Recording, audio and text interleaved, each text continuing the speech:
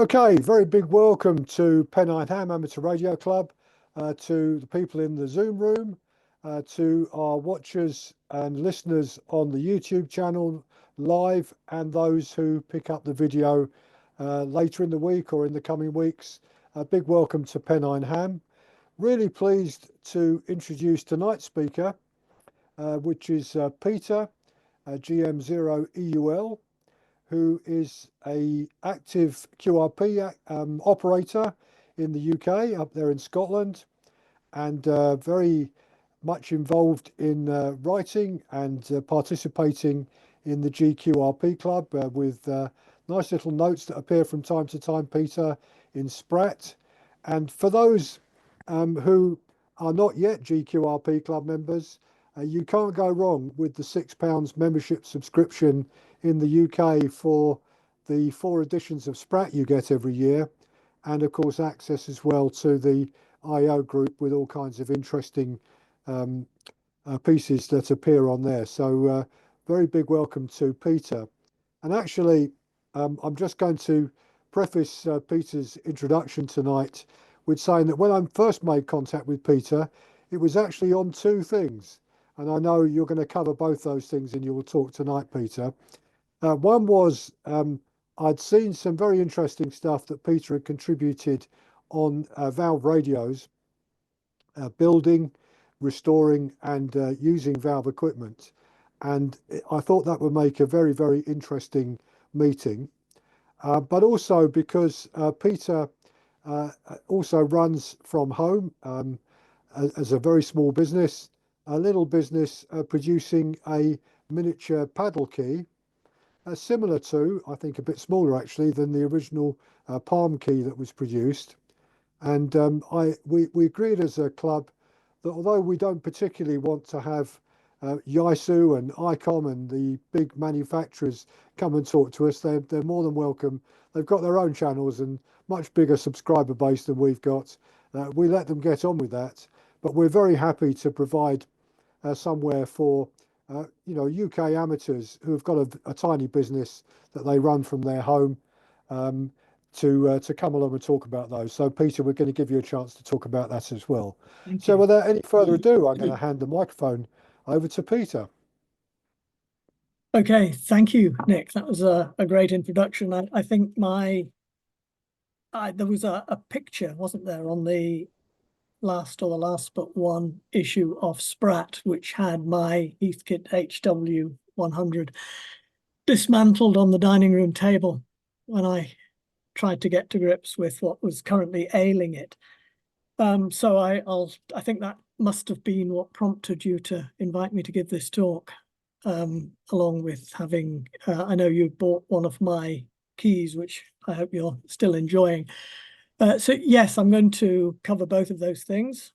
I know you'd asked me initially would I like to come on and give a talk about the keys, and that was a fantastic opportunity.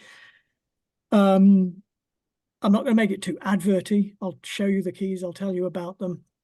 But there's no hard sell. And then I think you came back to me and said, while you're talking about the keys, why don't you do a bit about valve radios? So I will do that as well. I get the impression from the audience, certainly here in the Zoom room, that there might be an element of sucking eggs about what I'm going to say about valves. But hopefully it'll be fun. And shall I share my screen then? And yeah, please do. Go ahead, Peter. Yeah.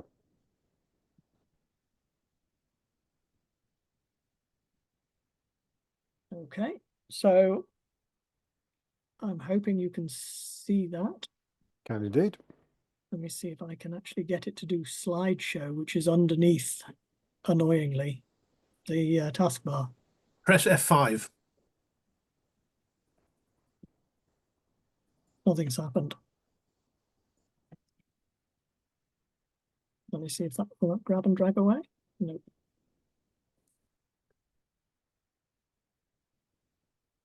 Oh well. You can all see my screen, presumably. Peter. Yeah. Someone helpfully suggested if you press F5, that should give the full screen of the PowerPoint. Yeah, I'm doing that and nothing's It's not happening. doing it. Okay. Well, I mean, I can see it. It's perfectly okay. It's fine. Okay. Let's see if I can move the keys on. So, as I said, I'm going to talk about my interest in valves and the making of the CW keys. So this sort of goes back, although for many years, as I'll tell you in a bit, I've had the HW100 and I've always loved valve radios. Actually, I love the warmth and the smell. They have a very distinctive smell, which I love. I think it's mostly hot dust, and I guess they're quite ionizing. And I like the complexity of controlling them, of changing bands and having to sort of retune the output stages. Looking across, I mean, my HW100 is just here out of sight beside me, the driver pre-selector. You have to tune the finals, load the antenna, and then there's a manual ATU beyond that. There's a lot to do operating an old radio, and I enjoy that compared with just, say, flicking a band change switch. I also quite like the jeopardy of the genuinely enormous voltages. I think that's sort of quite fun as well, particularly on the odd occasion when I've operated it with the case off because there's been some problem with it. You've just genuinely got to be careful. And I think that's a fun sort of thing. What I had never done until probably a couple of years ago is actually build anything with valves. Although I'd done some repairs and modifications to the HW100, I'll talk about the problems I'd had with it. The other thing that I've done to it by way of modification is that those of you who are at all familiar with the Heathkits, the HW100 and the HW101, the 101 has a variable side tone volume, whereas the HW100, which I've got, has just got deafening. But they're very, very similar to the extent that they use the same boards for the audio stage, and it's possible to just recreate the side tone volume control on the audio board by following the schematics for the HW101. So I've done that to mine, so I can now actually turn down the volume to not quite deafening. That's about the only significant thing. Well, I'll come to the fixing of it. But actually building a transmitter from scratch had always interested me. And thinking of the sort of things that I didn't know and that I've had to find out. I mean, my knowledge of valves came from when I did the RAE in the 80s. And my dad was always interested. So we always had valves kicking around the house, and I liked the way they looked, the way they glowed. Didn't know much about how they worked. But if you're going to build a transmitter, these are the sort of things that I did and that I hope will be helpful to anybody else who might be interested. Firstly, get hold of a design and some decent schematics. And I'll take you through the one that I built. Once you've chosen what you're going to do, get a valve. Valves are still reasonably well available. I actually bought a couple on Sunday, last 3 days ago at the Galashiels radio rally, because again, I'll come to when I talk about the HW100, I've had some trouble with the output valves. It did for a while have a mismatched pair, which were difficult to neutralize. It's now got two the same that takes 6146s or 6146As. And I got a pair for a very reasonable price at the Galashiels rally. And this is one of the old ones. So that they're nice things, aren't they? So once you've chosen the valve, you can get them. There's some specialist suppliers out there. The valves that I'm going to talk about today actually came from eBay, because once I knew what I wanted, I searched eBay and they came up. Once you've got a valve, ideally you need a valve holder, although theoretically you could solder straight to its pins. I wouldn't recommend that.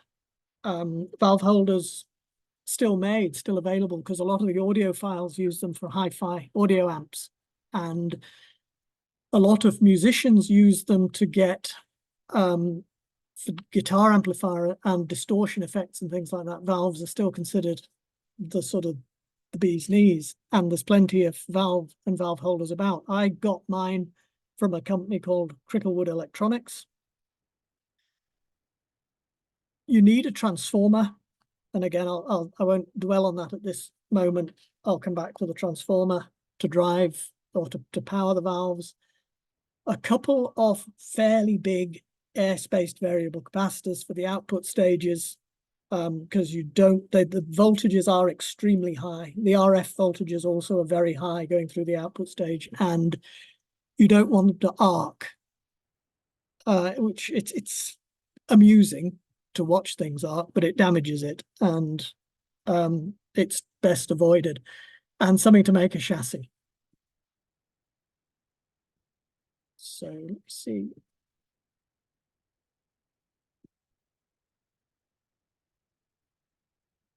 I thought I could maybe get it. When I was playing with this earlier, oh, I know what to do. Hold on, give me 1 second.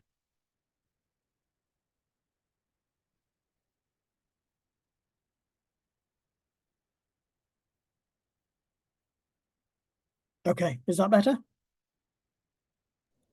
Yeah, absolutely perfect. Okay. Yeah, I just stepped it down a bit with the scaling controller, and I could see the top bar. So this is what I made, and the provenance of this circuit. And again, I can't design, or have never really tried to design a transmitter from scratch. So to acknowledge those that can and did. This was a design originally from Jan, SN5GNN. I got it from Hans, G0EUL. This is the same Hans Summers, who now owns and operates QRP Lab. This is on a pre-QRP Lab website that I've also spoken directly with Hans about this. And I always claim that this is one of the first transmitters Hans made. So I think one could legitimately claim that this is probably a forerunner and a distant ancestor of what is currently the modern state-of-the-art UMX that currently QRP Labs sells. So on that basis, I know there's a monthly QRP Labs activity day, and I think one could legitimately use this transmitter in that. So this one is designed for 80 meters. I preferred at the time 40 meters, so I made mine for 40 meters. So made some minor modifications to it. I think with these circuits, one makes modifications, and that's a fair and reasonable things to do. And as long as the sort of core components are left alone, you can fiddle about on the periphery quite a lot. And I will come to what I did in a second. I won't dwell too long on any particular slide. This is my beginning to gather the key component. It's an ECL82 is the valve. Yep, you can see it written there, ECL82 on that. So I got a pack of 3, or a pack of 3. There were a batch of 3 ECL82s came up on eBay about the time I was looking for £17, I think, for the 3 of them. So I bought them, thinking that one of them might work and I'd have some spares. The other thing that I've mentioned is the importance of getting a valve transmitter, a valve transformer, if you're considering building or playing with valve equipment. This is, I mean, these used to be in almost everything: radios, televisions, any sort of amplification equipment would have these transformers. I don't think you can get them new anymore, but they're certainly widely available on the second-hand market. Again, I got this one from eBay, but when I was at Gala on Sunday, there were 2 or 3 valve transformers that one could have picked up. The key thing about these is that Valve equipment depends on very, very high voltages on the anode of the valve, the high tension line. So you need a transformer that takes the primary 240 volt mains electricity in, and it puts out, in the case of this one and for the ECL82s, this has a high tension line of 350 volts. It's also got another secondary which operates the heaters of the valves, and the heaters are important because they heat the cathode so that the cathode emits a cloud of electrons, which is the way the valve works, is that the heaters effectively evaporate electrons out of the cathode, and then by the very, very high anode voltage draws them across, which is how current flows and amplifies in the valve. And that's modulated by voltage that's put onto the grid of the valve, which is the bias voltage. So you also need a means of generating some sort of a bias. So in the case of the circuit that I'm working on, that's done by a tricky way of connecting the rectifiers. But I think this particular transformer also has 100 or 120 volt bias output. And I think on the Heathkit HW100, there's a 300 volt negative bias voltage from the power supply as well. So there's multiple outputs that you need from a valve transformer, and most of them will supply everything. And whilst the high tension for the anode and the bias are both DC voltages, the heaters, which tend to be very low voltage, this is a 6.5 volt output at 2 amps to operate the heaters. That can be AC or DC. I think the radio that I've made uses the AC straight from the transformer to operate the heaters. But one of the modifications is that I rectified that as well and used it as a power source to operate relays, to operate the transmit-receive changeover. So here are the components gathered together, and also something to make a chassis. This is not a pretty looking thing that I'm going to show you, because this was me experimenting with, can I make a valve transmitter, rather than trying to make it look pretty. I'd actually like to go back over this and just make it look really nice, because you see things that people make and they look beautiful. So please don't be expecting this to look beautiful. It honestly doesn't, but it works. So it's got the transformer. These are relays. They just came from Amazon. They're cheap relays. This is a 50 picofarad trimmer capacitor. Again, it's a fairly chunky air-spaced capacitor, and that's used to slightly adjust the transmit frequency. These two somewhat more substantial air-spaced capacitors are used for the output tuning and load of the output. You can see here the bottom of the valve holder with the various components being soldered to it.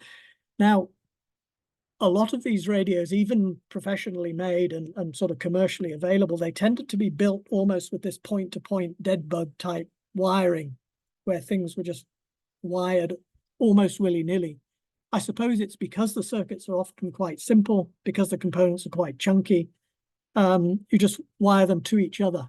And I'll show you some pictures later from the inside of the HW100, which doesn't look dissimilar.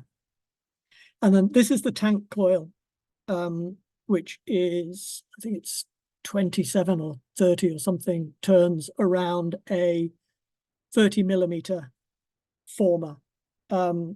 This is a cardboard roll from something, I think it might have been cling film.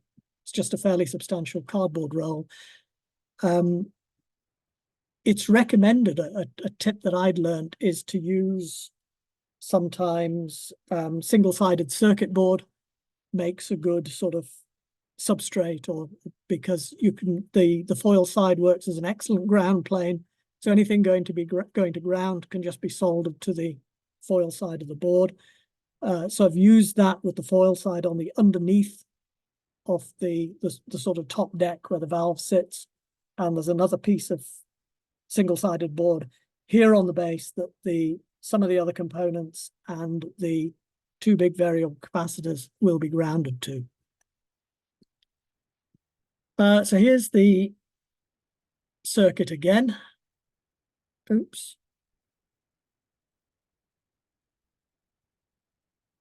And so what this has, this is the transformer. And again, this is where we come to the potentially sucking eggs stage. But I'll just rush through this quite quickly. So this is the transformer.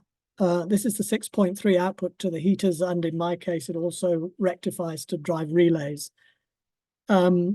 This is the first rectifier, and I have used solid-state rectifiers for this, and I think in the original circuit, they also used solid-state rectifiers.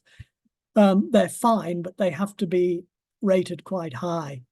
So I think these will cope with about 2 amps at 400 volts. So they're fairly hefty rectifiers. And that's the 350 volt high tension line.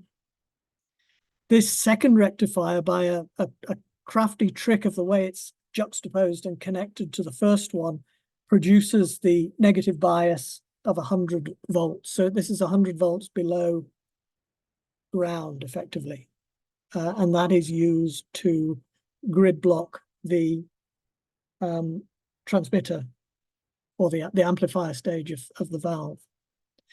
So this valve, the ECL82, is quite interesting, and you'll find this with a lot of valves. They're actually within a single glass envelope. There can be 2 or more different types of valves doing different jobs. In this case, there is although these 2 valves are shown separately, they're actually within the same glass envelope. This one is a triode, which simply means it has 3 electrodes. So there's the cathode, which is heated by the heater and emits electrodes. The anode, which is, I suppose, made positive by the high tension 350 volts, that draws the electrons across. And the third element is the grid, which is biased, and you can modulate the flow of electrons by biasing the grid. In this case, it's got about 24 volts on it, I think, when the key is up. And here's the crystal, which is just on the sort of uses the fundamental of the crystal, which is on the QRP center of activity.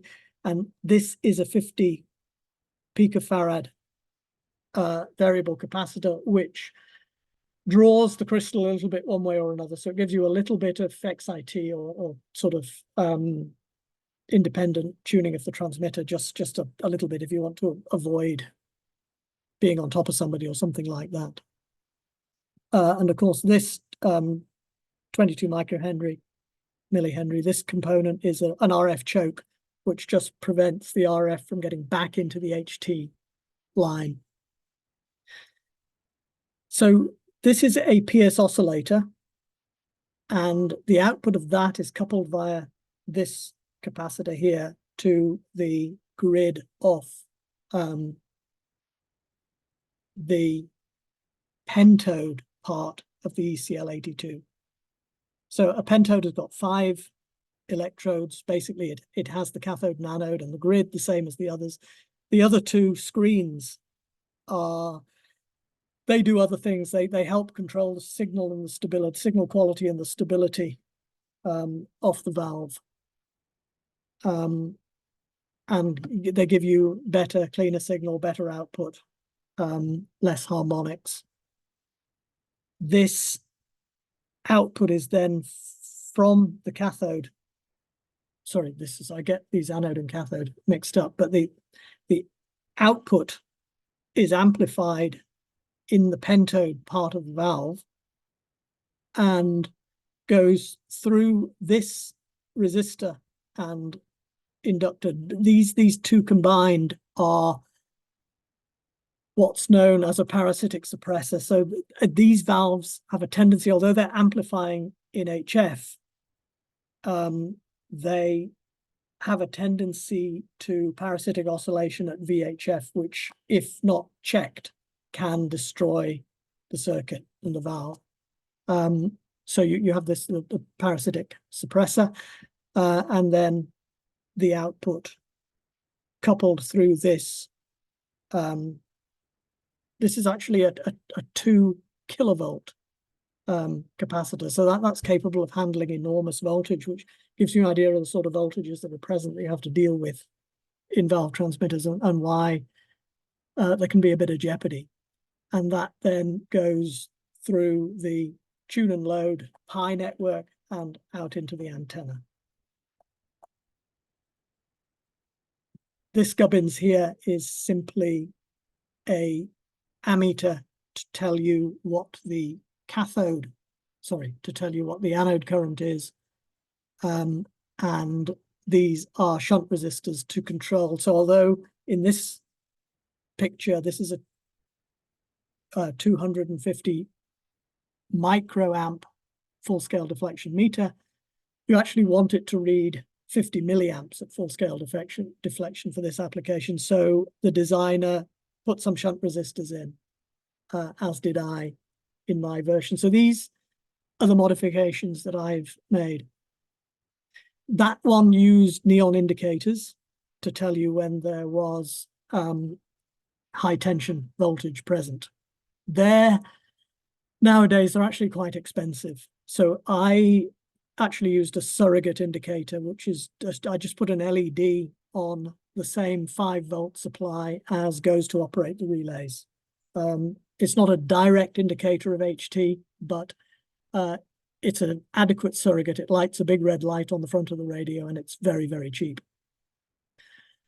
I wanted my version to operate on both 40 and 80 meters, so I added switchable low-pass filters, which incidentally came from QRP Labs. So again, maintaining the sort of heritage that this is a QMX type QCX radio. Also a manual switch to tap the tank coil in the pi network to give you dual band. And I also, on my RX-TX switch, which is a double pole, double throw switch, I added a line which would enable me to ground the receiver. I was using a Yaesu FRG 7700 as the receiver, and it has the facility to be muted by grounding a terminal on the back. So I put a facility in the transmitter that when I switch it to transmit, it grounds the line from the receiver, and that just goes quiet, so it doesn't get damaged. I don't get howling in my headphones. Minor change to the shunt values because my ammeter to measure the anode current was different. So I had to recalculate what the value of the shunt resistors were. Not particularly a big deal. I've also been experimenting with a VFO to see if I can replace the crystal with a VFO. That's something that's ongoing. I haven't done much apart from the first couple of tries. So how do you switch bands on something like this? So how does it work if you want to select the band? The first thing is crystal control. So to change the band, you need to change the crystal. And I've got, again, they're widely available. You can get them from the GQRP club. They sell crystals for most of the centers of activity. You select the coil tap with a switch which is in the pi network, the output stage beyond the main amplifier valve. There's another switch which selects the 40 or 80 meter low pass filter. And then you tune and load for 40 milliamps cathode current. And for an ECL82, never exceed 50 milliamps. And there's a procedure for that with the tune variable fully meshed and the other one, the load capacitor, unmeshed, you key it down, quickly dip it for minimum current, and And then once you get the minimum, you slowly unmesh the tune variable until you get about 40 milliamps. Just being careful to keep it down below 50. Hence, you have the full scale deflection of 50 on the ammeter, and you go for about 80% of the way up with a little bit of contingency, just so you don't hit 50. And you get about 10 watts out at that. When you switch it to transmit, which, as I mentioned, is a double pole, double throw switch, it does a number of things simultaneously. Firstly, it grounds the receiver, and mutes. It operates a relay which turns on the 350 volt HT to the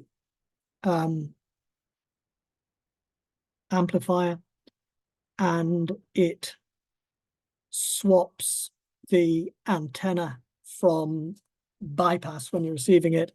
It flicks it so that it's taking its output from the low pass filter. So it then becomes a transmit antenna. And on key down, the bias is grounded, which removes the grid block and allows the cathode current to flow. So you get output from the transceiver. And grid block keying is, there's a certain amount of jeopardy to it, which I'll tell you about in a minute, but it's the most effective way probably of controlling, sort of instantly turning on and off a valve amplifier like this. This, I told you it wouldn't be pretty. This is it in construction phase. You can see most of the major components are in place. This is the deck where the valve will go. This is a small screw clamp that holds the crystal. These are the two main tuning capacitors. This little knob here is the trimmer, which can pull the crystal one way or the other. These are the transmit receive changeover relays, and here is the transformer yet to be wired up. This is an internal view below the deck. Now you can see these are the rectifiers, which gives you DC voltage for the 350 volt HT and the minus 100 volt bias. Things to note here really are just the way I mentioned before, that these things are often just wired dead bug point to point, as it is here. You can see this here, resistor is grounded.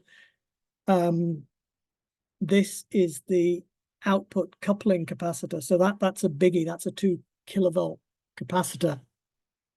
And in fact, there's a lot of power in these valve circuits, high voltages, modest amounts of current. So you can see that these resistors are bigger than what might normally be used. I don't know if these are 1 watt resistors, some of them. So they're sort of up to scratch. One of them did get a little bit scorched, and I'll change that in due course. But you can see this is the tank coil. This is when it's still in its only 40 meters phase, but it will then eventually be tapped there. And these are the double side or the single-sided circuit board, which is used as the ground plane. It's just another view of the fairly hefty airspace variable capacitors. This one is the tuning capacitor, where 2 of these are ganged together to give you about 700 picofarads. And this is a single, I think, 300, 350-ish. The circuits are, reasonably forgiving. And most variable capacitors that you'll pick up are about right. And they're easy enough to measure as well. And this is the 50 picofarad trimmer that pulls the crystal slightly one way or the other. That's it now with the valve in place. This just shows the transformer now wired up and the relays. So this bottom one, you can see with just the one wire in, one wire out, switches the 350 volt HT. And this more complex one with all of the coax jammed into it is the transmit receive changeover relay. This is an early test. Now you can see it sitting beside the receiver. That's on that switch to transmit. So this is the LED that I mentioned that is a sort of surrogate for high tension. It's not genuinely telling you that there is high tension. It's telling you that the high tension is switched on. And also there are LEDs on the relays, which tells you when they're active. This is the anode current meter, the valve, the crystal in its little receptacle. And I tend to use these radios with a straight key. I just like them with a straight key. But note at this point that I've well and truly got the cover on this key, which I don't always have. Again, this is a setup actually with it in use with a keyer. So this is the sort of operational setup that I have for it. So this is the antenna coming in through a SWR power meter. The receiver. There's the transmitter. This now is finished by the looks of it. So this has got that switch there says low pass filter 40 and 80. This has got the tank coil taps for 40 and 80. The warning light that it's got live HT. And it's set to receive at the moment. So you can see that the lights on the relays are off. This is a K16 keyer, but it's modified because a standard electronic keyer won't cope with grid block keying. The voltages would just destroy it. So this has a solid state, high voltage solid state switch built into it as well to enable it to grid block key. And I've put a switch over on the back of the keyer that switches between electronic for ordinary modern radios and grid block, which actually uses the keyer to switch a second stage, which can be used with much higher voltages and keep it safe. This is a DSP unit, which because the filtering on the FRG 7700 is just nowhere near good enough for CW, particularly on a crowded band. So I just put a DSP in series with the audio output, and that gives you all you really need. This is the experiment with the VFO. So theoretically, you can take this is a QRP Labs. There's a theme here. I use this is very much a QRP Labs radio, isn't it? So this is a QRP Labs VFO connected to, I forget exactly what that capacitor is doing there, but that's also in the clamp where the crystal goes. So I've just connected the output of the VFO directly to where the crystal is, and that works after a fashion, but the drive is far too low to actually make much of a signal. Plus, you can always hear the VFO in the background. A QRP Labs VFO, and this is perhaps in the discussion afterwards, the QRP Labs VFO is a square wave output. It's about, I forget the peak-to-peak voltage. I think it's 3 volts, 3 or 4 volts. To get a sine wave output, you can put it through low-pass filters. So these 2 low-pass filters sitting on the top, and I think this is a buffer stage to give it a little bit of a boost.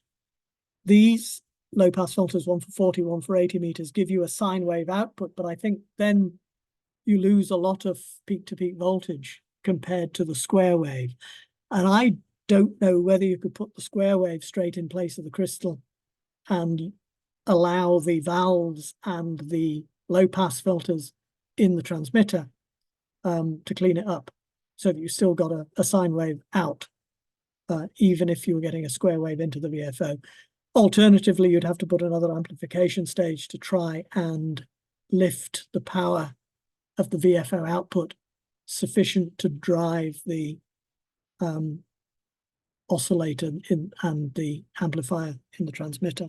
So the experiments with the VFO are ongoing. I think it would be fun to have a VFO. For the moment, when I've played with it since, I've stuck with the crystal. This is why it's good to keep the cover on the key. and why old keys had those big skirts around the base, which mine, I mean, this is my other key. I don't know if you can see me as well as the screen display, but that's one of my keys, which has got no skirt. So if you touch the metal part of the key, this particular key, actually, although it's got no cover, does have the first inch or so off the bar is insulated. But if you touch the bar while you're keying, there's minus 213 volts. So there's a lot of voltage actually on the key. So there is a need for care, and it could genuinely do you harm. Modern valve radios, if there's such a thing, like the HW100, still do grid block keying, but they actually, I think they use a relay to control the grid block voltage, so you never get 200 volts on the key, which I think is sort of a big move forward. I think that there'd be a health and safety problem if you were bringing out a radio nowadays that did this. So things to consider, I think, always when people talk about valves, is that the very high voltages genuinely can kill you. We're talking about 200 or 300 volts on this one. With the HW100, the voltage on the output valves is 800 volts, and the bias is 300 plus. So they're huge voltages that may be present even on the key, and it may remain in the capacitors after you switch it off. So just everything, once you've switched it off, don't lean over it or touch anything. Make sure that you try and ground all of the capacitors before you get too close to them. Things, again, that I've learned is that the voltage rating of the capacitor actually does matter. That I've got a box of capacitors from Amazon, rated up to about 50 volts. I thought, wow, probably okay. It was not. So all of the capacitors in that radio that I just showed you are rated at 400 volts or more. And in some cases, the main output coupling capacitor is 200 kilovolts, sorry, 2 kilovolts. Rectifiers, again, need to be meaty, 400 plus volts at 1.5 to 2 amps, which are available, but they're not sort of easily available, because mostly stuff that uses rectified DC voltage nowadays, it's stepped down by a transformer to around either 12, 24, 6, 9, one of the useful voltages.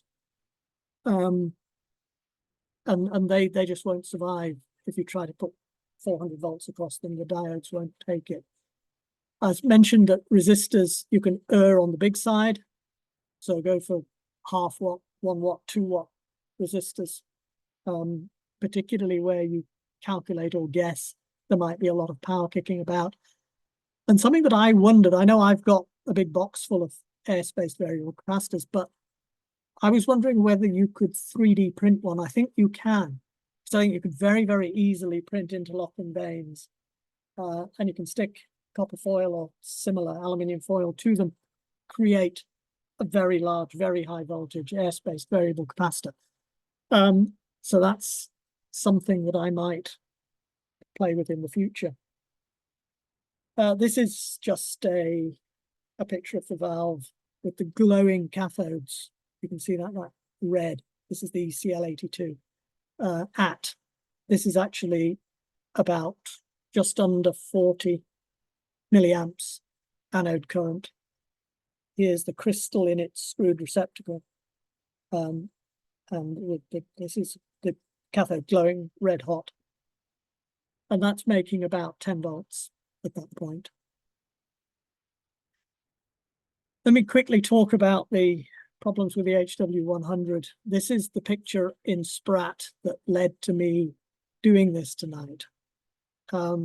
My dining room table when I was trying to sort out a sudden failure. So I've owned this radio since 1980. I think it says 6, that it's underneath some of the Zoom windows. It's my first HF radio. I was at university in Leicester and I bought it at, there used to be a big radio show in Leicester. I don't know if there still is. but I bought it there. It was 150 quid. And I didn't really know much about HF radios at all. And the bloke also then gave me an enormous homebrew aluminium box, which was sitting beside it, which was the power supply, which I hadn't realized was going to come with it. I hadn't realized you needed such a thing. I can barely lift it, and I had to somehow carry it home. So this has been extremely reliable over the years since I've had it. I use it in various valve radio events and sometimes just for fun. Then all of a sudden there was a sudden buzzing, a sort of physical buzzing, not sort of coming through my headphones, but coming from the body of the radio itself. Lots of smoke and an acrid smell. And then the power just dropped off. That was the first thing that happened to it. I fixed that, which I'll show you. And the second thing that I've had to fix is a sudden loss of power, loss of frequency control, the main tune controls, the driver preselector, the final and the load controls had nothing. They didn't do anything. And the dial light went very, very bright. And it was that led to the complete dismantling on the dining room table. Let's start with the buzzing and the acrid smoke, because this on the left is the high tension side of this what are they called? 6146A output valve. So this just burnt. It suddenly began to smoke. Fortunately, I stopped it before it caught fire, dismantled it, searched for a new one, which I eventually found one in America. I think I had to wait about a month for it to arrive, and it cost about 50 quid. I reinstalled it, switched it back on, wound up the power. It immediately caught fire again. And I thought, this is really bad, but I've just spent 50 quid on this. There actually isn't another one available, and what am I going to do? I noticed, though, while peering into the high tension cage, where the output valves and this gubbins, so this is the RF choke, and these are the parasitic suppressors that sort of feed the high voltage into the valve.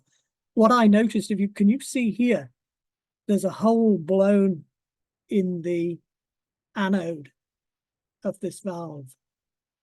And when I keyed it, you saw there was a blue flare, like sparks and a blue flare, and the buzzing was all coming from this damaged valve, and whatever was actually happening caused this. And because I hadn't noticed that, I got through 100 quid's worth of these and had no means of getting another one. So I decided, how hard can it be? So I unwound it turn by turn, counted the turns, rewound it as best I could. I think there's 300 turns on it, 310 turns, something like that. So I remade one and put it all back together with a new set of valves. And that did seem, that sorted it. So that was actually an easy, if expensive, fix. And I think it pays to try and investigate the cause of something. But of course, there's no way of knowing. I just replaced it to see what would happen. What happened was it did it again. But at least it did it with me watching it, so I was able to decide what was wrong and change the valve.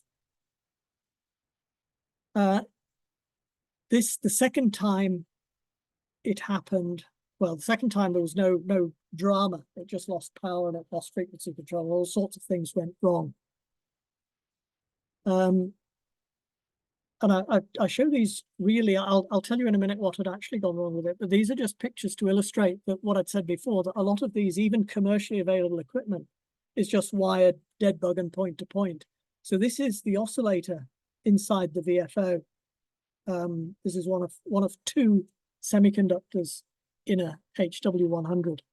The other one here also within the VFO, is just used as a diode. So one of its legs is actually cut off and it's used as a diode. I took the photograph so that I could reassemble it once I'd taken it apart to try and find the problem. And also, this is it in sort of undergoing investigation. What I discovered was that if I took the VFO out and connected it to the high tension and the bias and fed the heater circuit from a standalone power supply, everything worked perfectly. But as soon as I put it back in and connected it up, it didn't work. What had actually happened is that the heater voltage to the valve in the VFO was too low. And the reason for that, and the reason that everything had gone wrong, is that the heater in one of the output valves had gone open circuit. And with a HW100, I learned from sort of browsing the forums and asking for help, that it's designed to run on a 12-volt heater supply, even though they're nominally 6.5-volt heaters. So it creates two 6.5-volt sides, and the split between the two sides is more or less controlled by the voltage drop across the heaters of the 6146 output valves. So if one of those fails, the voltages on the two 6.5-volt heater lines go skewed. One of them drops down to, it turns out, too low to emit electrodes, too low to emit electrodes from the VFO valve. The other side goes high, which is why the dial lights were so bright. So again, replacing the valves, once I discovered what was happening and discovered how the heater circuit worked and traced the signal through, it was, again, an extremely easy fix, simply replacing the output valves. So I'd got this because mostly this shows some of the stuff that I use that you need when tracing signal through any sort of radio. Though with these, you do need care because of the extremely high voltages. The most useful things I find is a set of, you can see this white patch lead. There's another patch lead. There's patch leads all over the place. And I find them extremely useful if you want to take something out and have a look at it in sort of in situ or out. Multimeter is invaluable, and I find an oscilloscope, again, for tracing signals, and it's not hard to trace signals through these, and Heathkits are fantastic for the educational component in the documentation, that they teach you how the circuit works, they teach you how to trace signal through the circuit, and the troubleshooting is exemplary. So you can learn a lot. I have learned more about radios from when they break than when I was trying to do the RAE or from just operating them normally or building them. Because if you build a kit and everything goes well, you don't learn as much as if something goes wrong. So this took me about 3 weeks of frustration to sort out the HW100, but the learnings were phenomenal. I not only learned about valves, learned about heater circuits, learned about the radio itself, how the VFO works. Also, some of the test gear that you need. I said the oscilloscope. This is just a cheapie. The only important thing is the bandwidth needs to be enough to cover the band of interest, and it displays its output on the laptop. I think it costs 25 quid from eBay. Very, very good investment. I did have to make some of my own test leads. This is a standard oscilloscope probe. I made this, which actually puts a 2 kilovolt capacitor in series with the probe, and it enables me to trace RF signal through parts of the circuit when there are very high DC voltages. And this just allows you to tap into the aerial output just by attaching the oscilloscope probe on the ground to it there. The reason that I made this is that what I started by doing when I realized what was happening, that as soon as you touch something, the trace sort of leaps off the top of the screen. I then just clamped the lead of a capacitor in the jaw of the probe, opened it out, and was using it to touch things. And I accidentally touched the exposed leg of the capacitor. That was actually bad. I got an RF, a small, what seemed like a really small RF burn, but it took days before it sort of got better. And I then made this version of the device, which was an awful lot better. Let me just finish then. I'm almost done with the keys. So I find that the radio that I talked about is CW. It just switches the carrier on and off, and CW is probably the best mode for this sort of, when you're playing with a very, very simple transmitter. It's well worth learning CW. I'm 100% CW. It's also great for QRP. CW signals get through and can be heard when more complex modulated signals might not be. And it's easy to build, small, light, cheap equipment for sort of operating out in the field. This is, so as Nick mentioned at the beginning, I make Morse code keys, and this is the reason why. This is a Palm Pico. This is actually the smaller of the two Palms. The other one's a Palm Mini. And probably 2019, 2018, the man that owned Palm Radio, I think something happened. He decided to call it a day, and Palms were suddenly no longer available. So I decided, or wondered, whether I could set out to create almost a replacement for the Palm, something that was as rewarding to use, less expensive, and based on the same principles. It's flanked by my two Begalis. This is a Begali Expedition. It's a Begali Traveler Light. The Begalis, the arms run in precision bearings. They're very beautiful feeling keys, and they use repelling magnets rather than springs, again, to push the arms apart, these two. So I thought, can I use precision bearings and magnets and make something that is like a Palm? So this was my first prototype. I'd also, not all that long before, got a 3D printer and was doing some dabbling with a thing called Tinkercad, which was an online software package for CAD, 3D, oh, well, not just 3D printing, but for any sort of CAD. I now use a package called Fusion 360 from Autodesk, which is something that I also use professionally in my main, say my real life. My other job is I design a lot of medical equipment, particularly in the eye care space, and I've also done some defense contracting work using Fusion 360. But this was my first foray into additive manufacturing, 3D printing, and designing for 3D printing. And this is the first prototype of what became the UMPP1, which is the key. So the precision bearings, I didn't know you needed those to start with. I bought a big bag of cheap bearings off Amazon, and they were just completely sugary. They didn't really do anything. So these are now Japanese EZO bearings. I don't know whether these particular ones are, but they're Japanese EZO bearings. They're very high tolerance. They hardly move at all. There is some movement in the key because there's only one bearing. I did at the time use this sort of 3-prong connector, which I'd copied from the Palm, but I soon ditched that in favor of a 3.5mm jack plug. And I've since actually developed a conversion which enables you to have a 3.5mm jack socket on a Palm Mini, which is another thing that I do as part of the UMPP CW business. Those are the precision bearings. Magnets, to just give you an idea of the scale beside the battery. I don't know why those are duplicated.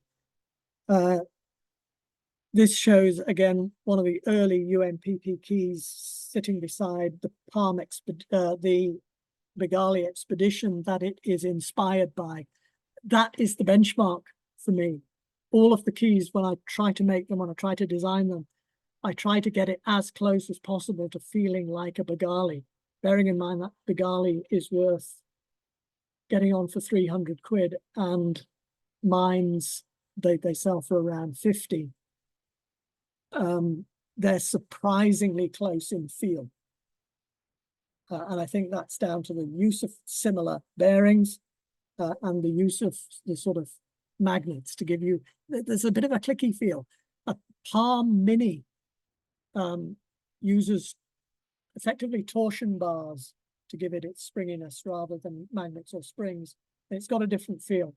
Some people prefer these, some sort of prefer palms, but I certainly at that stage believed that I had got a key that was sort of compatible in feel with a palm. They've always come in sort of nice presentation boxes. These are two very early production versions. Quite early on, people were asking for a bit more protection for the gubbins inside, so I added a cover, and this is how they were for quite a long time. This is a new key. I was very much involved with the CW Academy at the time, and people were asking, what do you recommend as a good beginner's key? And I think a beginner's key should be easy to use. It should inspire you to continue with CW rather than put you off. So I thought, can I use the same principles that I'd applied to the UMPP1 and make a key that would be good for a beginner? So the difference between this one, it's got bigger paddles. So I modeled those. These actually look quite horrible because I tried to put these nifty holes in them like the Bengali expedition has. And although they laser cut brilliantly, as on the Bengalis, they don't 3D print very well. They just look horrid. I also put fairly big lugs on them so that you can, if you want to, bolt it down to a heavy base plate or a desk. So it's a tiny, very lightweight field key, but you can use it as a main desk key by bolting it down or putting it on a base plate. And they've proved extremely popular. It also is more adjustable than the UMPP1, so it can adjust. This adjusts the spacing to the central electrode, so it adjusts the gap effectively. And this secondary adjuster actually adjusts the space between the paddles. So if you wanted a bit wider, you can open out the paddles, but close down the gap again. Whereas on the UMPP1, that adjustment is fixed. I was also at the time experimenting with bracketry because I was getting inquiries for can it attach to a KX3 or a KX2? And the answer at the time was no, and I haven't got one. But I sort of, this is a pair of QCXs, 40 meter and 20 meter QCX, and I use these as test beds, but I put the same thread and the same spacing as on a KX3 and experimented with bracketry. This is one of the latest UMPP1s. This is currently what's available. And you can see it on the latest version of the bracket attached to a KX3. So that's the sort of evolution of that. I have also, in the very recent past, sort of over the course of this spring and summer, been developing a straight key. So this is the UMP ASK, the activated straight key. And this is a phenomenal key. I'm really, really proud of this because there's sort of about 5 years of learning have gone into making the UMPP1. It's evolved and it's better than ever. The Academy has also evolved and is a really, really nice little key. And all of that learning has sort of come together in the ASK, which I made this because I don't like to cast aspersions on Palm because I think their paddles are phenomenal. But I've got one of their portable straight keys. And I really don't like it. It doesn't do it for me. Yet I think the UMPP ASK here, I would say it's one of the best keys I've used, regardless of size. It's got a magnetic base as standard, so I've just here it's sort of stood down onto my Leatherman, which I use as a big base. And it's a stunning little key. It would be my straight key of choice. And I've just remembered, because it's entirely 3D printed from a sort of robust plastic, you can grid block key with impunity. It won't zap you. So that's the current lineup of the Academy, the Ask, and the original UMPP1.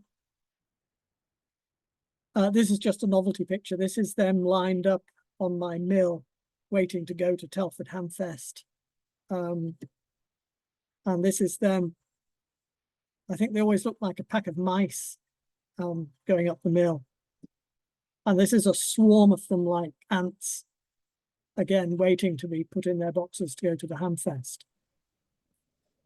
And I think that's pretty much it, Nick. I hope I haven't taken too long. Absolutely superb. Very good indeed. I'll stop sharing so that we can go back to the open discussion, shall I? Yeah, please do, yeah.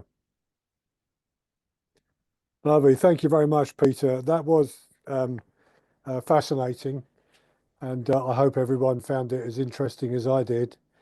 I'm sure people have got lots of questions and comments to make. So who wants to go first? Don't be shy.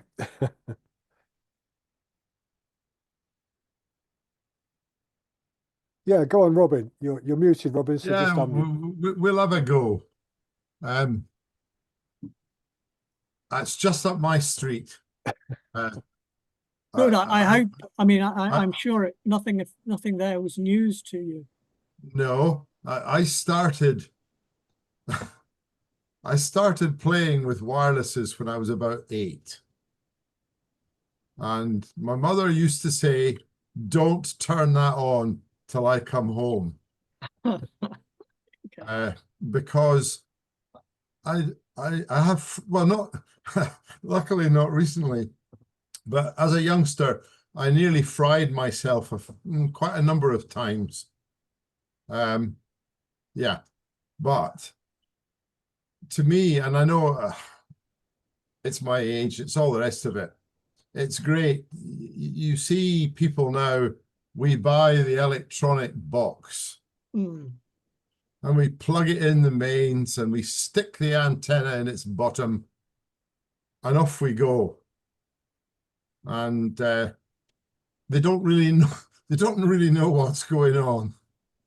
And I love to know what's going on. And with valve equipment, you soon find out what's going on. You do, yes. It's also lovely and big and chunky. Because Yes, as we know, everything's become so miniaturized that even with a magnifying glass, you wouldn't dare put a soldering iron near it. So yeah, right up my street. Thank you very much. Good. Well, thank you. And I hope this sort of Really talk enjoyed it. encourages people to have a go. I would say that if you didn't have, well, you really need maybe somebody to guide you a bit. I've never used a YouTube thing to learn how to play with high voltages. It's a real way, as you've shown, you can learn from very simple circuitry. Yeah. And you learn how things work, where they go, what twiddly thing does what, and you can learn that from very simple circuits. I mean, anyone else maybe in the room that well, we made crystal sets, but then we moved on to one valve receivers, and one of the ones I got into real trouble for was learning about the Titanic and spark gap transmitters. Yes. So I built one, and by that time, I suppose about 1964, we Yeah. got a television. And I keyed up my spark transmitter, and the television went bananas. And unfortunately for me, my parents knew when the television went bananas, they knew who to blame. And yeah, you learn a tremendous amount. And my advice to anyone, I don't see anyone particularly young that's joined us. Old books. I have shelves of old books, and I mean 1930s books, 1920s books, and the circuitry is so simple and so easy to follow. It's a very good way of learning. Same with that, making antennas, because in the old days, if you wanted to listen to anything, you had to have a dirty long wire, and you had to get it up high, and learning about antennas and design and how to use them and what to do with them. Old material is a very good source for learning that kind of thing. And then you can apply it. But an antenna, or an aerial as we called them, is exactly the same today as it was then. You don't need to spend hundreds of pounds on somebody's bits of metal and bits of wire and whatever to come up with a really decent antenna that's not really going to cost you much money. So I'll shut up and say thank you very much, Peter. Just quickly, where are you near Galashiels? I'm in Duns. Oh, you're in Duns. Know it well. Oh, good. Okay. Although I live way up top, I did my farming student practical at Cornhill on Tweed over the borders. Oh, yeah, I know. I spent a lot of my youth in the borders, Moffat, Hill Farm in Beatock, and so I know that area very well in past years, but I keep well north now. Yes. Well north of the divide. So thank you very much, and I'll be quiet. Okay, thank you, Robin. Yeah, thank you. Fascinating contribution there from Robin. Thank you for those comments. And Peter was telling something to us as well about being cautious with playing with valves because of the voltages and currents you can be dealing with. As I have found out, you don't have to be 8 years old, Robin, to make the mistake. As I found out, the last time I did it was about 4 years ago, was with a linear amplifier, turning it off and swapping a valve. I didn't leave enough time for the capacitor to discharge, and boy, did I know about it. And that, I mean, and it's, I have to admit, it's not the first time I made that mistake.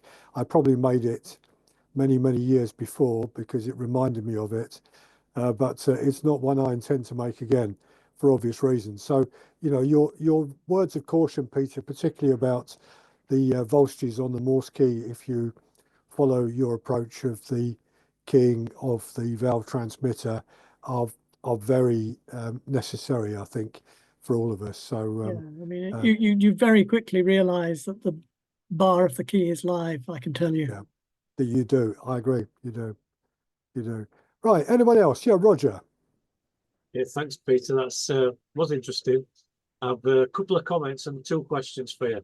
First of all, Fusion 360, I believe, is not from the mere mortals like us, because I think it's a couple of grand a year, isn't it, nowadays?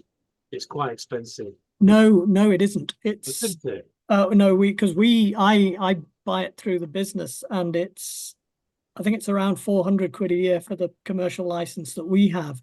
But there is a hobby and crafters free version that's it's exactly the same. You just sign a declaration that it's not for commercial use, and you get it for free. All right. It's useful to know. I have a play with that one day. Yeah. Thank you. Yeah, no, I'm also, but I would agree with you.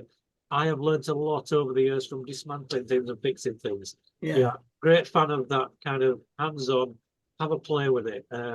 Especially the old stuff, because you can't really kill it. It's already dead. What can you do? You know, you can either mend it or it goes in the bin anyway. So that's the sort of area, the timing, not necessarily radio, but anything that's broken. you know, you might as well have a go at it, and I think it's a great way to learn. I've got 2 questions though. I wonder how you check for a clean output in the transmitter, and again, to the uninitiated, I've never used separate receivers and transmitters. How do you make sure they're on the same frequency? Because you don't want to transmit into your receiver, it's going to not like it. So I wonder how you match them up.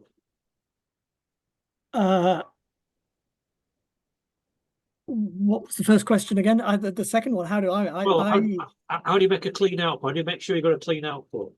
You're not splatting all over the band and everything.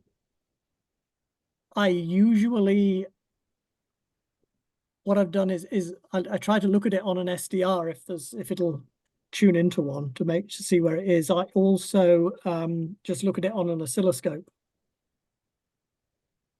and a sort of band display. Right. So you're just checking for a clean sine wave.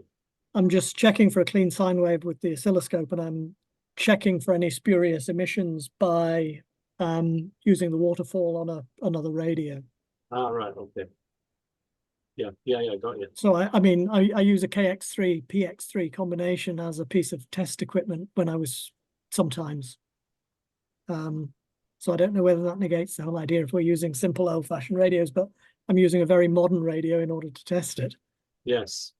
I wonder how you did it, that's all. Yeah, no, I just use whatever means I have. I suppose really you should use a frequency analyzer and a scope to check that you're getting signals only in the right place and that they are clean sine waves. So I suppose I'm sort of doing that because I'm using the radio with the pan adapter as a frequency analyzer. Yeah. And I'm using the oscilloscope as an oscilloscope, and I've made that. There was something else that I managed to do which worked too. I can't remember how I attenuated the output. The last time I did this was with the HW100 when I was trying to find out what was wrong with it. So I'd got it transmitting into a dummy load. And I was using the KX3 with just a short length of wire connected to it. So it was extremely inefficient and everything was turned down, but it gave me an impression of it being a reasonably clean signal. Yeah, no, I just wonder how you did it. I know that's the professional way of doing it, but we don't always have professional gear available. No, that's one of the. I've always been afraid of sort of building my own transmitters for that reason. It's been a bit, you know. By the way, I'm a big fan of these little. Oh, yeah, is that the low pass filter? Yeah, I love that. Why build your own when they do little kits like this? They're brilliant. Yeah. No, the other question was that when I said I've never used a separate transmitter receiver. I just wonder how you make sure they're on the same frequency. You must do a similar kind of thing where there's 3 ways that I can immediately think of, 2 of which I do. One of them is you can get from eBay, Amazon, all these sort of places that they come from China at the moment, pretty accurate frequency counters. So if you just have that sitting near the transmitter, it will tell you what frequency you're on. Yeah, a bit like that. Yeah, is that one? Yeah. Okay. You can use that to find out what your transmit frequency is. You can also, in the case of that radio that I showed you, the 1-valve transmitter, the Pierce oscillator on that is running continuously. So you can use the receiver to listen for the oscillator before you key the amplifier. And that gets you in the ballpark. What I mainly do when I'm doing it for real is I get myself more or less in the ballpark. Then I call CQ or test and have a look on the reverse beacon network to see where my transmitter is and then put the receiver there. Oh, right. Yeah. So, yeah, of course, yes. Yeah. No, thank you. I've never done that. So I've never used from single, separates rather. I've never done that. So just interesting. No, I find myself when there's sort of multiple aspects of the hobby that I like, and I'm a CW fan. but when I'm doing CW for CW's sake, it's fairly fast and it's full QSK. So the receiver is actually listening in between elements of the CW. And there's no sort of, you hear and you transmit, and it transmits, and then it listens between gaps, and that's instantaneous with diode switching. And you get used to that. And all of a sudden, with something like, well, with the HW100, that has semi QSK, where it voxes. It's the same control as Vox on SSB, and it just holds the transmitter on for so many milliseconds after you've stopped keying, and then it flicks back to receive. So you key and it immediately transmits. You don't have to manually switch it, but that you can't hear what's happening between the elements, because are you a CW operator? No, well, no, I have to confess, I did learn Morse, and then forgot all about it 40 years ago. So sorry, not anymore. No, okay, but so modern CW is, as I said, it's full QSK, so you can effectively hear what the other person is doing. So if you want somebody, he might ditto, you can hear any QRM in real time, and you can take any action, because you genuinely, with the diode switching in some of the radios, you're listening between dots and dashes of the letters you're sending. So there's no real perception that there's any switching delay at all. And I get used to that with things like the QMX has got a fantastic QSK, as has my KX3 and my KX2, which are the main sort of everyday radios.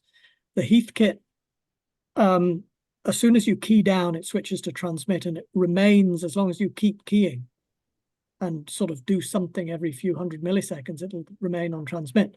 Then when you let go, it waits its preset time, and then it switches back. So you don't know what's happening while you're transmitting, and I feel a bit deaf, a bit lost when that's happening. And even more so with the homemade valve radios, that you switch it to transmit, and then you sort of grid block or unblock the grid, and it does CW. Yeah. And then when you've finished, you've got to manually switch it back to receive. Number of times I've just sat there like an umpty, wondering why I can't hear anything. And that's a feecture of using the relays as well, isn't it? Of course, they're slow acting. They're slow, yeah, they're slow, but they're fast enough. I've got relays in my I've got a Juma PA100D, it's a 100-watt amplifier, modern but relay switched, and I think it switches in about a single number of milliseconds. So I think they're 5 to 15 millisecond switchover. So it does a version of QSK which is almost as fast as it. It's not listening between elements, but it is listening between letters. Yeah. Anyway, okay, thanks very much, Dan. Thanks for the tip on the Fusion 360. I'll look that up. Thank you. Yeah, I do, because you can get it for free if you're not going to use it for commercial reasons. But anyway, thank you. Interesting. Okay. Yeah, thank you for the questions, Roger. Very good. Right, anyone else, any questions comments to Peter? Just a quickie on the Fusion. Read all the way down to the bottom of the page, because there's a very confusing bit where they try to trap you into a loan or a trial period. Avoid that one, keep going, and then you get to the totally freebie one. Yeah, well, Autodesk is not known for giving freebies, that's all. I know Autodesk. Yeah. Yeah, thank you for that advice, Henry. Yes, thanks. No, I mean, Fusion is good, and it's quite a steep learning curve, but it's worth persevering. It does an awful lot, and as I say, I use it commercially, both for designing new keys and other things that we do as a business. Peter, can I ask you a question about the straight key you've built now or working on? Yeah. Is that physically pretty well the same size as the UMPP paddle key? Yeah, I've got one here.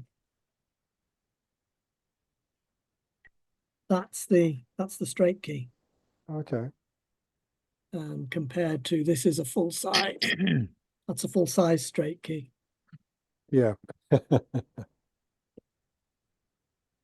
So it's very much a sort of novelty for a CW enthusiast, or it can be used if anybody is doing sort of working in the field with and wants to use a straight key. Admittedly, most people in that use case would probably use a paddle. But it's brilliant. It's my straight key of choice.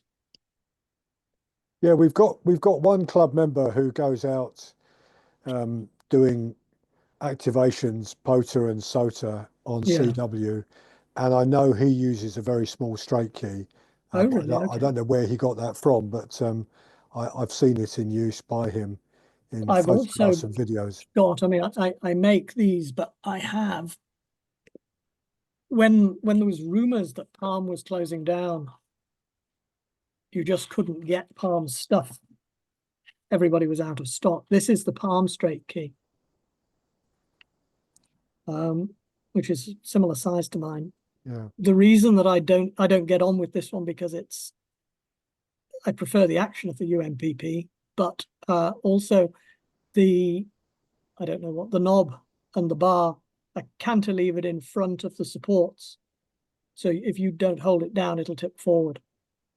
And although it's got a magnetic base, it is a bit of a pain. It tips forward. The UMPP doesn't tip forward.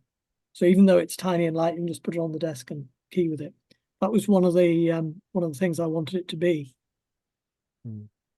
Because although I bought this on the last day that Palm was selling them, because I desperately wanted the full set of the mini, the nano, and this. And although I loved the other two, the paddles, I never got on with the straight key. Okay, yeah, thank you. Yeah, I mean, I find the UMPP paddle key that I bought from you a few months ago, which I've used quite a few times, I found very good indeed. I think I showed Peter when we were chatting before the meeting today, a picture of me using the key, and I was actually using it just on my top of my thigh, just above my knee, so it was small enough just to hold there and use. In practice, because you sent it in that tiny little tin box, yeah, I've got one here with the magnet on, I use it exactly like that. I take it out of the box and just have the box and operate it like that. And I've still got that, which is one of the ones that I showed you in the picture. That's one of the earliest prototypes. So you can see how it's evolved. It's a lot sleeker and organic now. Yeah, there's some German guys that have taken on producing now their own version of the Palm, haven't they? I think so, yeah. And But there's a lot of small. they are very expensive, very expensive. There's a lot of small Chinese keys about, which are cheap but not very nice. Yeah, I think a number of us have got one of the ones we bought from AliExpress or somewhere, small Chinese key, which is okay. But I have to say, for the size and feel of it, I thought your paddle key was just what I wanted, and it didn't just come up in. I haven't just taken it in my rucksack. When I went off and operated from France in the summer on holiday a few times, I used that key then. It's just so small, it doesn't take up any space, and you know, when you're looking to save as much space as possible when you're going portable, these things are quite important. So and I actually think when you're operating portable, and particularly I instinctively find it better to operate at a lower speed, maybe because there's too much going on, partly because you're outside and you've got wind blowing and you're conscious of, you know, your aerial that you're trying to make sure is guide properly if you've got a pole supporting it and so on. I personally find it easier not to operate at the speed I would do when I'm at home. So when I'm at home, I'd probably be normally calling CQ at 24, 25 words a minute, and I'll go up or down depending on who calls me back and what speed they're working. But when I go out and do Parks on the Air or SOTA or just going out for fun with the radio, I tend to kind of find myself sending and receiving at about 20 words a minute, or maybe at least sending at 20. And I think a straight key is suited quite nicely to sending at those slower speeds. Yeah. That's my take on it anyway. But No, I agree. And I think you often get more responses if you're sending slower with a straight key. Yeah. I don't know whether people listening feel less intimidated and more likely to come back to you. well, we've got a number of people in this room, Peter, who like a couple of other people have said already, like Roger just said, learned Morse code at one stage and CW and haven't really used it since. And we've got a number of people in this room who've gone back to learning CW again and using CW again. Mike and Adriana sitting there watching us in Northern Germany, both of you have kind of in the last year or so, a couple of years, taken now to using CW. And, tell Peter, what success you're having with it, because it's fabulous, isn't it? There's quite a resurgence, I think, of interest in CW. Gesundheit. Thank you. Yeah, it's quite an experience to turn back to Morse code. I learned it about 30 years ago when I made my license and never used it. And during the pandemic, I watched a YouTube coaching by a guy from Great Britain. I think it's called Lockdown Morse course, and that was quite good to come into it. And now we are using Morse code. I'm not so good as Mike in it, but it's quite an experience to use it. And I made some QSOs, and this was very well. Peter, excellent talk, by the way. Thank you for that. Was fascinating. Thank you. Also a little bit intimidating. Oh, why? Well, it's how to say that? It's the dangers are not to be ignored, I think. And if you are not so good at the foundations of our hobby as we are more practical people, but not so in building of things. She does a lot of building, but she got the right fingers for it and the good eyesight, and me not any longer. But it's fascinating anyway. But I wanted to say something about the straight key you were showing us there. There are quite a lot of straight keys coming up on from the Chinese market now, and they are also very tiny and very cheap. But I expect that they are not of the same quality, of course. I would like to look your collection up, so to speak, on the internet. I think you may have got a website for it. Have you?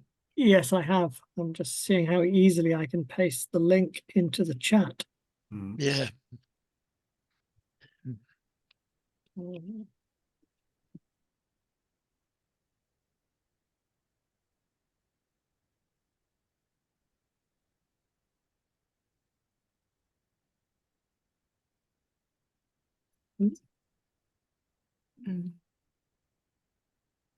One second.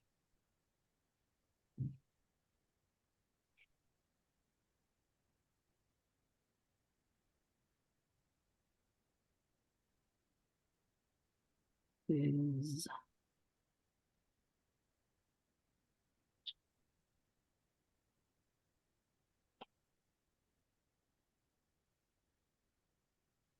Well, I think it could also be possible that you send a link to Nick, and he will set it up on the WhatsApp channel, for example. Yeah, I can do that.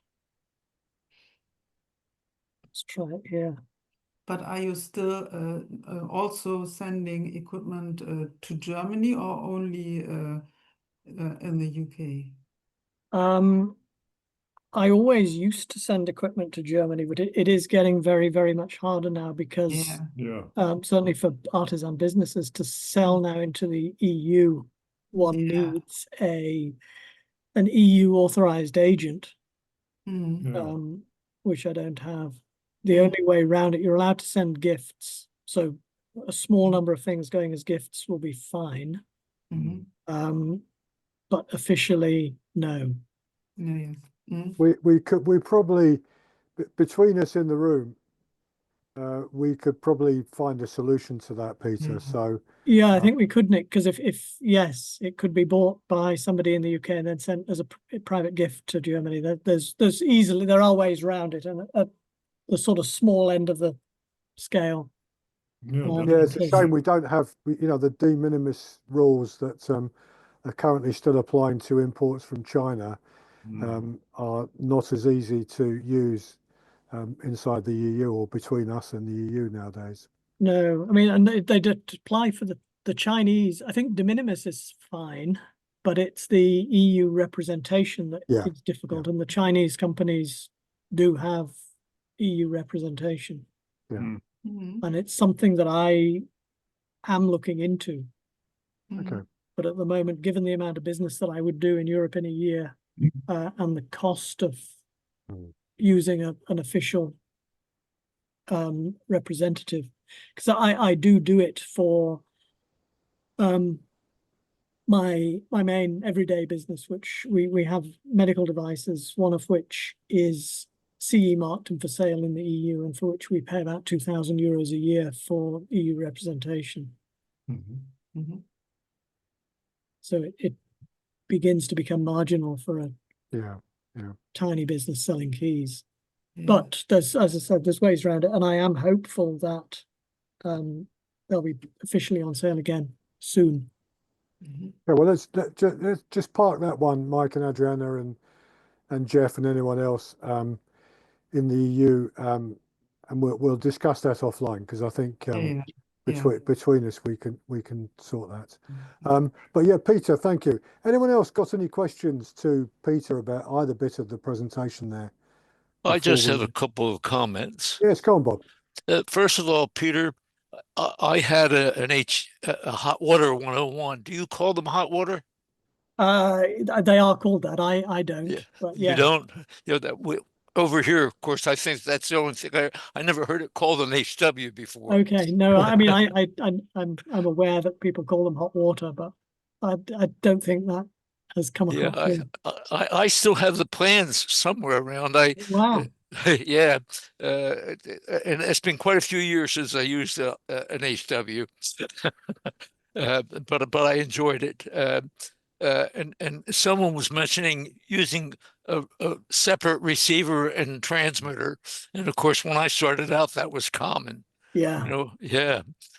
And another comment, I've noticed in the amateur field, since the authorities have done away with the CW requirement, that there are more CW operators.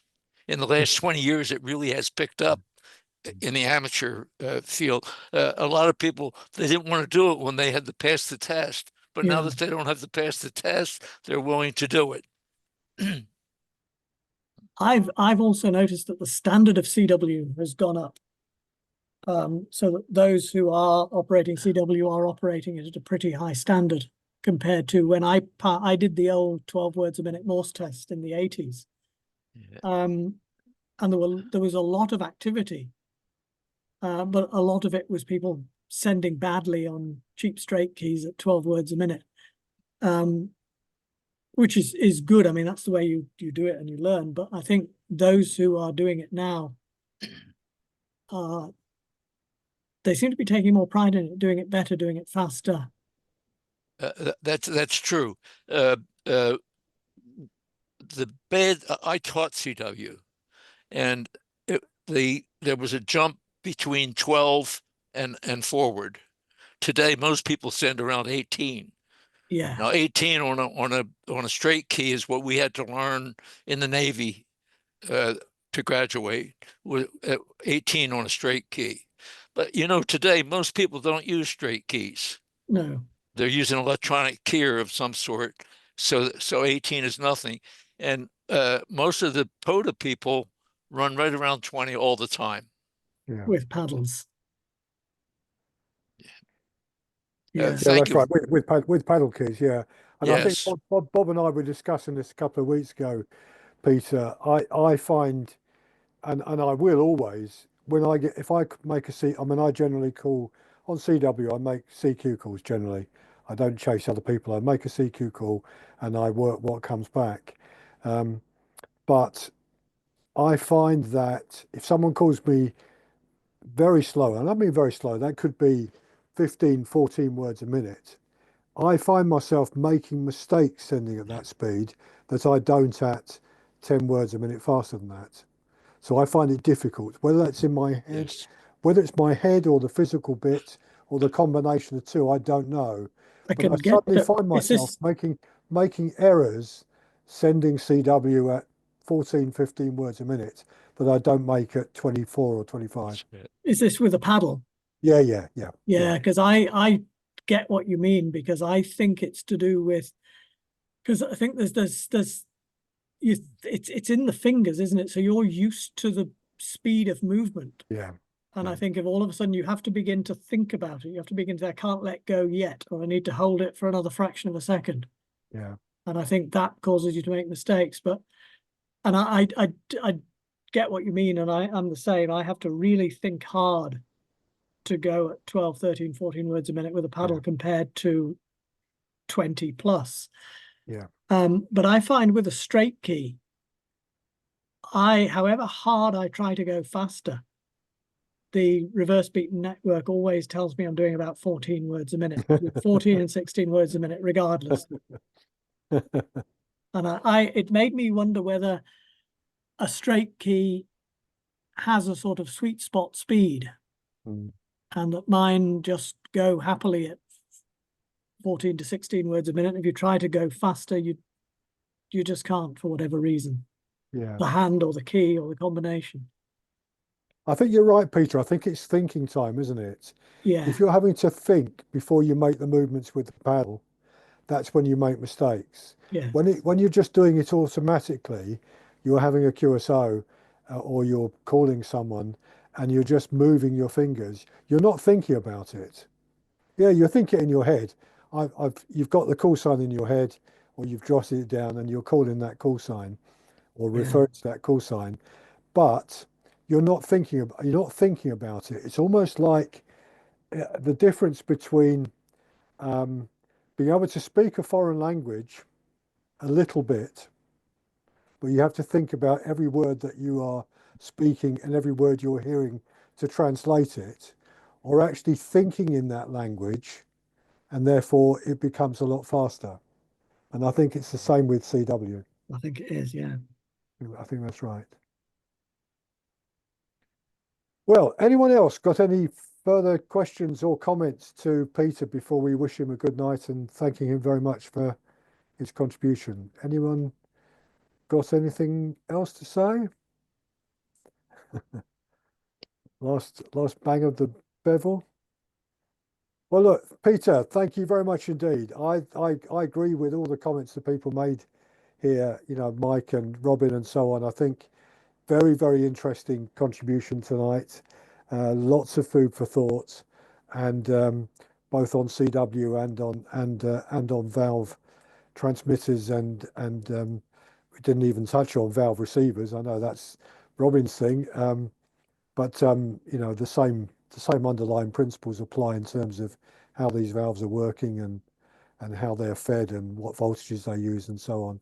But Peter, thank you very much indeed. Fascinating. And I hope we've had a number of people who are still watching us actually on YouTube live. And I know we're going to have more people watching us during the week. I hope those who've been watching us on YouTube outside of the Zoom have enjoyed it as much as we have. Can we, those of us in the room, can we show our appreciation to Peter in the normal way? Thank you very much, Peter. Well, thanks for asking me, and thank you. It's been a pleasure and I've enjoyed it. Good, thank you. Right, I'm just going to